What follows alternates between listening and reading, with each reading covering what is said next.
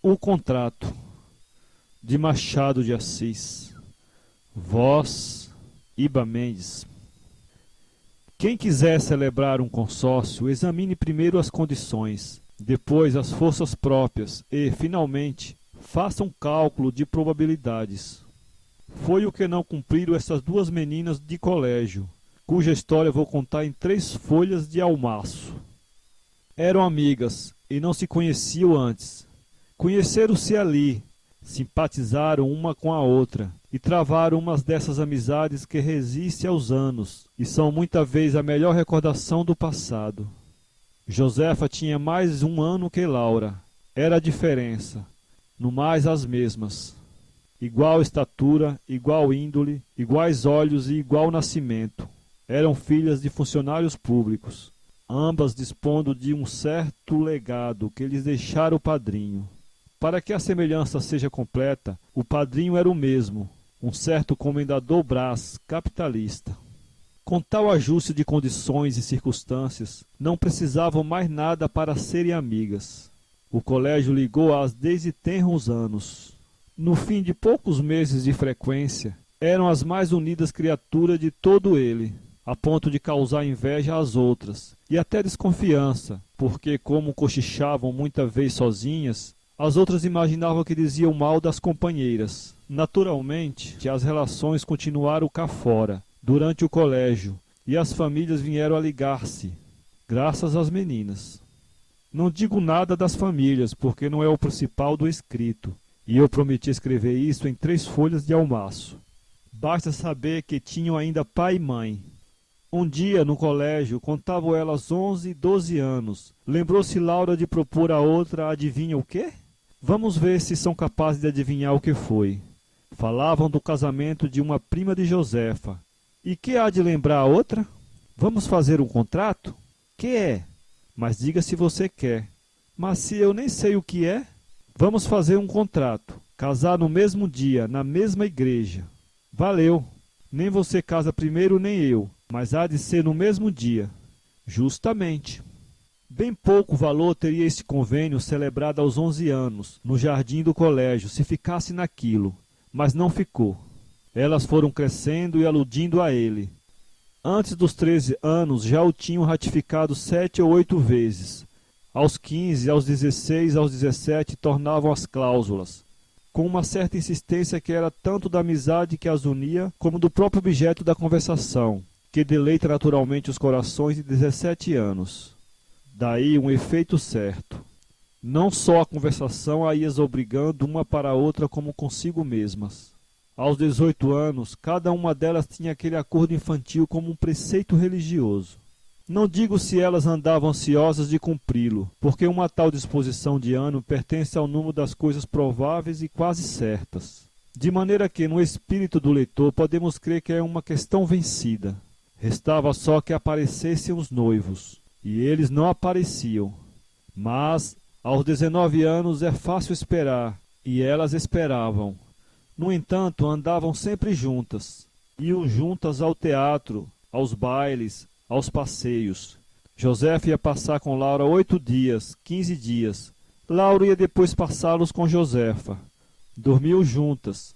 Tinham confidências íntimas. Uma referia à outra a impressão que lhe causara um certo bigode, e ouvia a narração que a outra lhe fazia do mundo de coisas que acharem tais ou tais olhos masculinos. Deste modo, punha em comum as impressões e partiu entre si o fruto da experiência. Um dia, um dos tais bigode deteve-se alguns instantes, espetou as guias no coração de Josefa, que desfaleceu, e não era para menos, quero dizer, deixou-se apaixonar. Pela comoção dela ao contar o caso, pareceu a Laura que era uma impressão mais profunda e duradoura do que as do costume.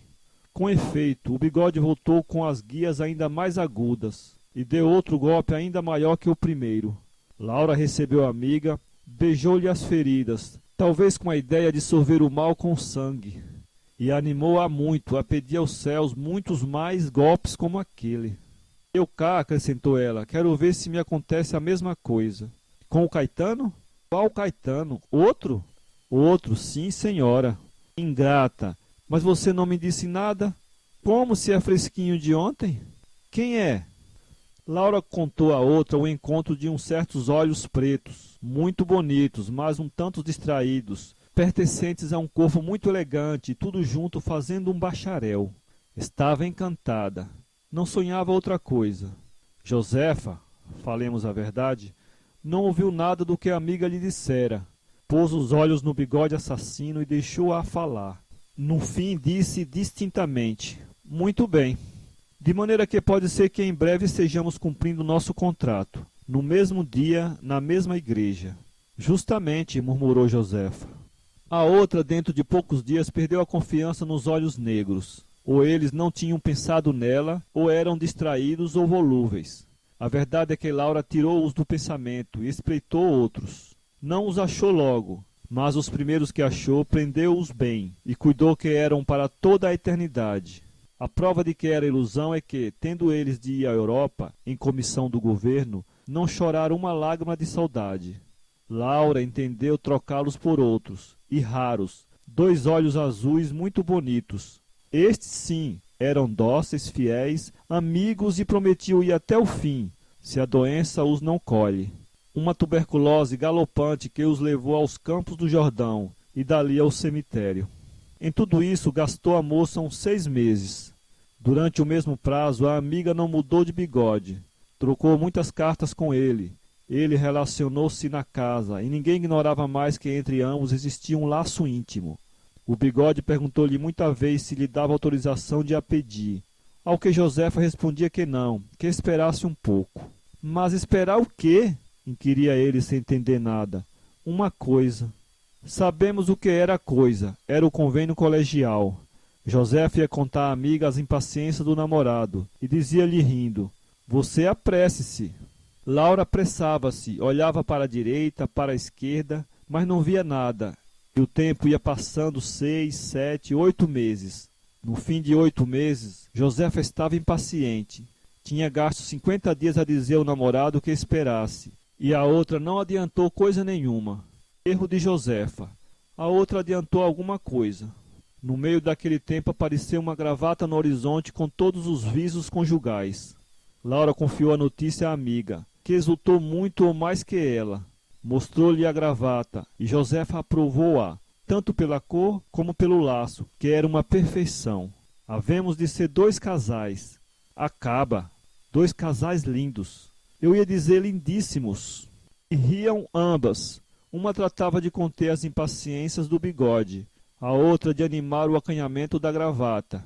Uma das mais tímidas gravatas que tem andado por este mundo. Não se atrevia a nada, ou atrevia-se pouco.